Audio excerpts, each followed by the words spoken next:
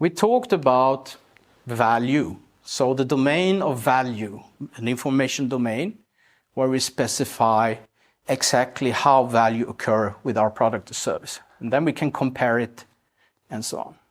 And we can only do that if we first define the customer. And we have these drivers of value. We solve problems, create results, improve feelings.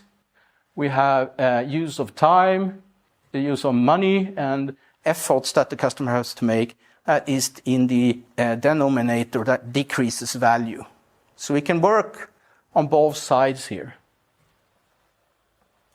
But we cannot only work here. In the long run, we have to address more needs because of competition. And we have this left side is the logical and the right side is the emotional. Often we can say that customers buy on emotion, but they rationalize it with logic. So competition, we used to look at competition between companies, but competition really happens when the customer has more than one option and chooses one of them. For a business perspective, that's where we want to win in the end. So value propositions, we apply our customer insight to make strong value propositions, so we get selected. We try to set the right bundle of functions to make something very interesting, and how that is presented will be something the customer looks at and say, all right, this seems to be value.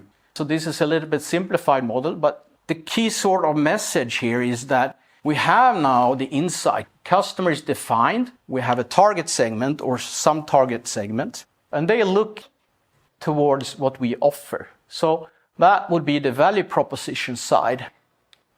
And based in what we can call a utility carrier, a product or service, we might solve some problems, we might satisfy some needs, relieve some pains, etc. It's only from the customer's view that a value exists. We don't create value when we put together a product or service. We think maybe that we do, but it's only from the customer perspective that we can say that there really is a value. And that's why it's so important to understand it. So they look at it and decide, is this a value proposition that interests me? So we'll take an example for this in a moment. Now, this model has been very popular. It has some things missing. What do you think is missing? Any suggestions? What is on the top on the value equation? You have jobs and problems to be solved, so that's okay. In this model, they also take all these emotional needs as jobs, so they call it jobs. And they have something called social needs, which is actually fairly clever, because it's such a big factor for people that it's nice to have it as a separate category. So you can think about that. Should we look at social needs, social jobs separately? Anyway, so we have something that we offer, but it doesn't say anything about what you're saying. You said effort, or yes, customer effort. And even the price tag is missing. So of course, if it's a high price tag, the value proposition gets weaker. You want everything right now for free, right? That's the optimum. That's what customers really want. That's why you don't ask them, because it might not be possible to satisfy them. And they might say that they're willing to pay a price that is much lower than what they really would be paying. That's why we use conjoint analysis to be able to define price points and bundle value numerically with quantitative data. Right, so some things are missing. Nothing from what decreases value. And in particular, we need to have the price included. And often it turns out that something called the revenue model is very important also. So it's not only what you have to pay, but how you pay it. So I think I told you about this company making solar cell systems that actually went to small businesses in the developing world, and they could not afford to buy solar panels for the whole roof, etc. And they didn't have the credit rating to go and loan money from the bank. If they could loan it, it would be very expensive. So they put together a deal where the company providing the service went to the bank and took the loan. They had a good credit rating. They could get a low interest rate. And then they said, let us build the panels on your house, your facility or your factory, and you pay for the electricity for 20 years or 30 years. So they got the money back with some profit, and they expanded the market enormously because suddenly a lot of businesses that couldn't have bought it could buy it. And the price was not really changed. It was the revenue model. How do we charge for our product service? So you can innovate here and open markets that didn't exist before. Very, very interesting. So some examples here. You know what the Singer sewing machine is? In Swedish homes, where you can often see like one of these old machines as a decorative piece. Quite beautiful. These came in the 1800s, I think. I'm not 100% sure. But sewing machines were very expensive. Sweden was a poor country. It worked like this. Nobody could buy this sewing machine. Only very rich people had a sewing machine. It was the upfront cost that was the problem, what we call the CapEx, capital expenditure.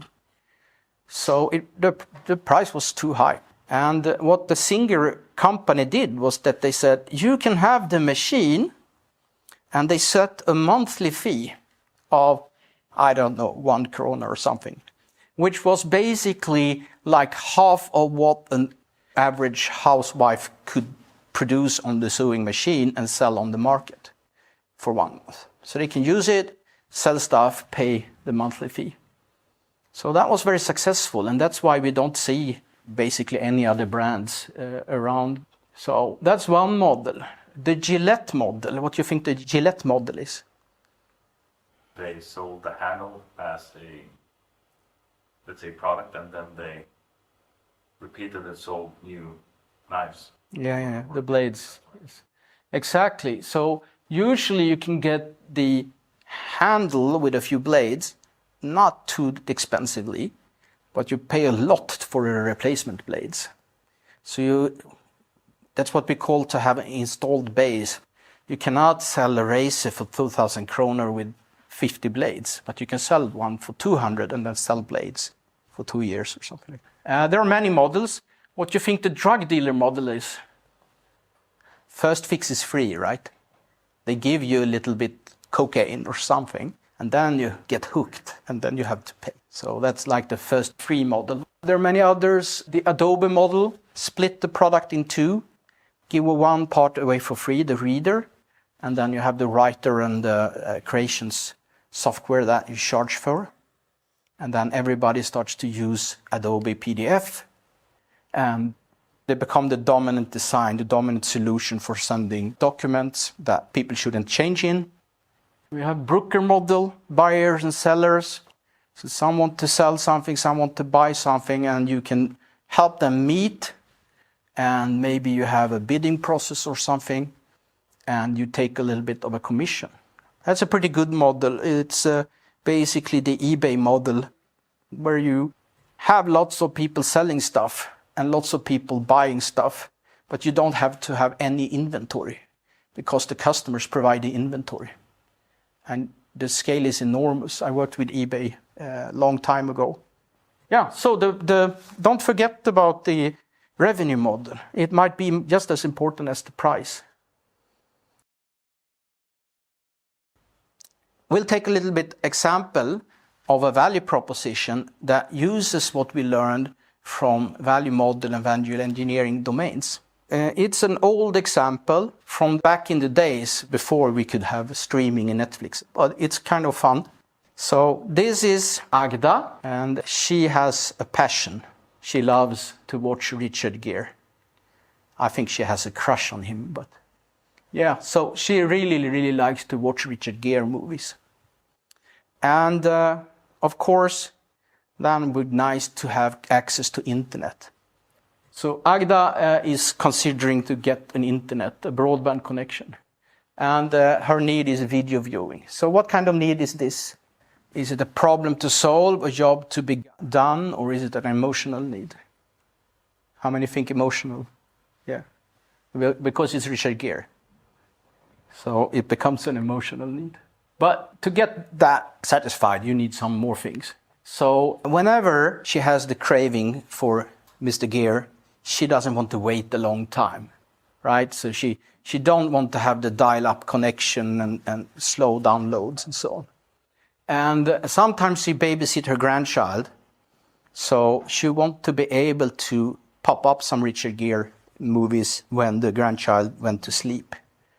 And also, it should be easy to start because she is not so tech interested or know so much about computers. And it needs to be available 24/7. You never know when you have the Richard Gere craving setting in, right? So that's her needs. This is uses of time. This is a problem to solve. Access at the grandchild.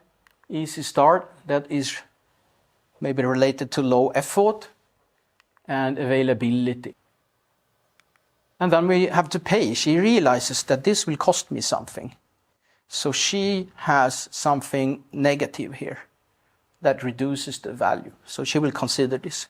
Then we have this guy, the telecom business person. He looks, and sees that here is some customer segment and I think we can make some money here. So the price that she pays is, of course, the positive thing for the business. That's exactly the same. It goes straight into the revenues. And then we have to have a function for that, a monthly billing. Note that I always draw functions as puzzle pieces because you really have to have the right set that fits together to get a good synergetic functional bundle. What kind of function is this? You have the 4 kinds of functions. Undesired? Undesired, yes. It's an undesired function. But for him, he has to make a solution and activities and processes to make that happen. And it's basically actually the revenue model that we talked about. She pays a fee every month. Then we have to have other functions. We have to have the enablement of downloads. That's the main function. And then short waiting time, that has to do with speed. Could be the performance dimension for the download, so that would be the same function. Access at grandchild, that was most easily solved at this point in time by having a fixed IP. So you can access your downloaded movies at your home computer from other places. That's an aspect of the subscription that is not the main reason you buy the product or service. So it's not the main function, but it has value.